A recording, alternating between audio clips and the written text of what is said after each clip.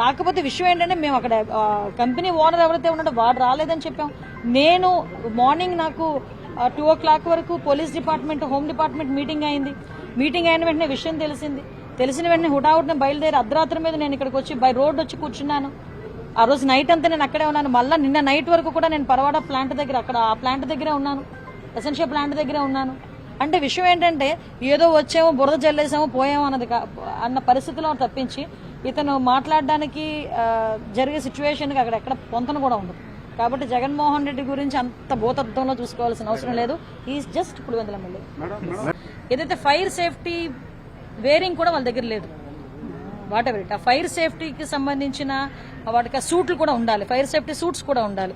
ఆ fire safety suits కూడా ఈ రోజు వరకు కంపెనీస్ ప్రొవైడ్ చేయకపోవడం అనేది నిజంగా మనం ఎట్టి పరిస్థితుల్లో క్షమించరాని నేరం. అది ఆ రకంగా కూడా మేము చర్యలు తీసుకుంటాం.